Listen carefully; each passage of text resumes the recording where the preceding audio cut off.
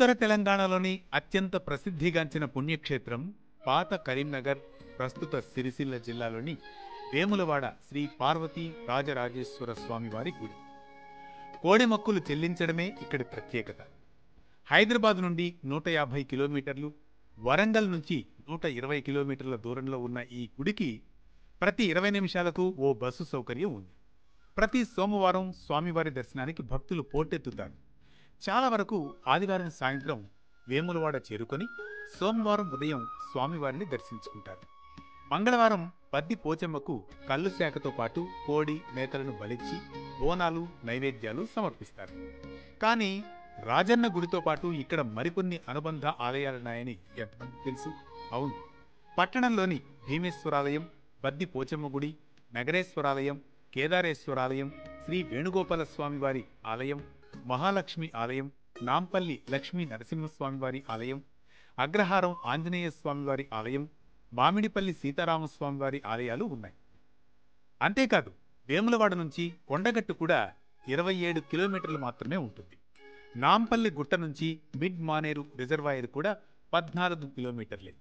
వీటన్నింటినీ 2 నుంచి 3 రోజుల్లో చూడవచ్చు. ఒక్కో గుడికి ఒక్కో ప్రత్యేకత ఉంది.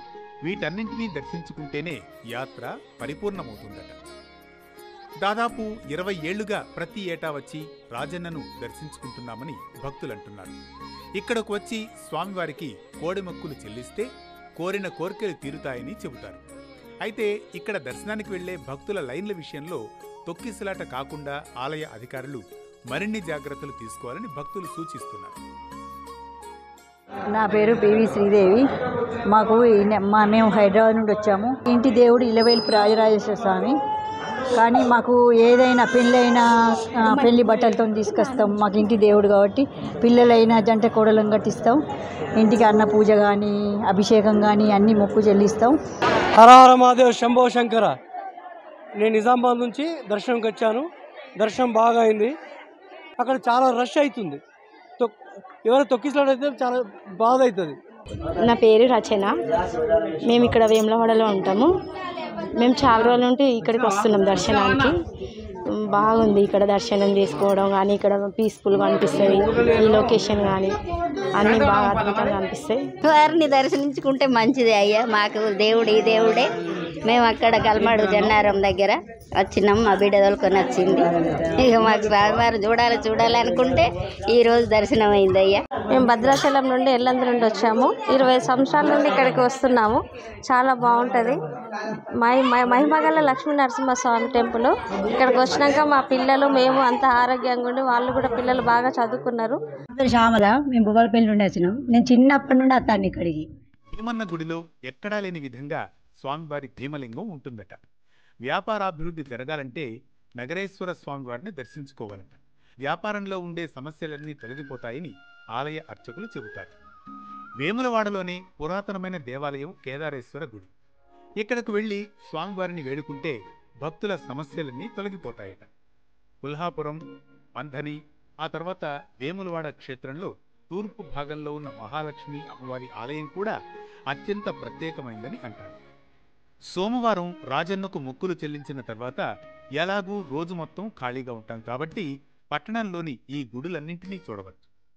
రాజన్న గుడి విశిష్టత రాజన్న ఆలయ అర్చకులు గోపన్న గారి శివప్రసాద్ మాటల్లో ఇప్పుడు విందాం.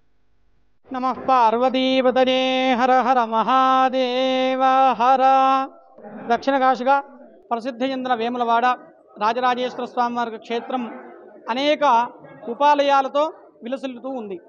భక్తులందరూ కూడా పాపం తెలియక స్వామివారిని, ఈ దేవాలయంలో ఉన్న పరివారాన్ని, పద్దిపోచమ్మ దేవాలయాన్ని మాత్రమే దర్శించుకుంటున్నారండి. వేములవాడ క్షేత్రంలో ఇంకా మహామహిమాన్వితమైనటువంటి అనేక దేవాలయాలు కలవు.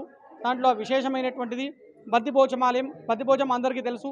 దాంతోపాటు ఎక్కడా అయినటువంటి మహత్తరమైనటువంటి భీమలింగం కూడా భీమేశ్వర స్వామివారి యొక్క దేవాలయం. దాంతోపాటుగా విశేషంగా మనకు వ్యాపార అభివృద్ధి జరగాలంటే ఆ నగరేశ్వర స్వామి వారిని ఎవరైనా దర్శించుకున్నట్లయితే వారికి వ్యాపారంలో ఉండే సమస్యలన్నీ కూడా తొలగిపోతాయి.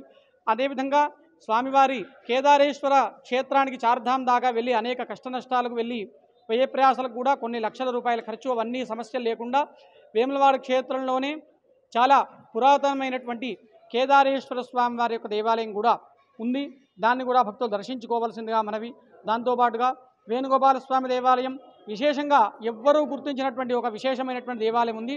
కొల్హాపురంలో, తర్వాత మంథని క్షేత్రంలో, తర్వాత వేములవాడ క్షేత్రంలో మాత్రమే ఉన్నటువంటి తూర్పు భాగంలో సరిహద్దుల్లో ఉన్నటువంటి మహాలక్ష్మి క్షేత్రం కూడా ఉంది. మహాలక్ష్మి దేవాలయం చాలా విశిష్టమైనటువంటిది. ఈ విధంగా వేములవాడ క్షేత్రంలో అనేక ఉపాలయాలు ఉన్నాయి. తర్వాత నవనాథ సిద్ధులు వేయించినటువంటి ఆ నాంపెల్లి ఆ లక్ష్మీ నరసింహస్వామి యొక్క గుట్ట కూడా ఉంది. దాంట్లో చక్కగా కాళీయమర్దనం మొదలైనటువంటి అనేక స్పాట్స్ కూడా ఉన్నాయి. దాంతోపాటు ఇంకా విశేషంగా మామిడిపల్లి సీతారామచంద్ర స్వామి వారి యొక్క క్షేత్రం కూడా ఉంది. ఈ దేవాలయంకు 2 కిలోమీటర్ల దూరంలో. ఈ విధంగా అనేక ఉపాలయాలు కూడా ఉన్నాయి. కాబట్టి నల్గొండ క్షేత్రం ఉంది, తర్వాత కొండగట్టు ఉంది, ఈ ధర్మపురి క్షేత్రం, అగ్రహారం, ఇవన్నీ కూడా ఒకే వరుసలో ఉన్నటువంటి ఈ క్షేత్రాలన్నీ కూడా ఒకే రోజు దర్శించుకునేటువంటి అవకాశం కూడా ఉంది. కాబట్టి భక్తులందరూ కూడా ఈ మొత్తం సకల పరివారంతో కూడుకున్నటువంటి రాజేశ్వర స్వామి వారిని దర్శించుకుంటేనే వారికి యాత్ర పరిపూర్తి అవుతుంది. కాబట్టి ఇక వేములవాడ విషయానికొస్తే ఉమ్మడి కరీంనగర్, వరంగల్ జిల్లాలకు రాజన్న సెంటిమెంట్ దేవుడు అని చెప్పవచ్చు.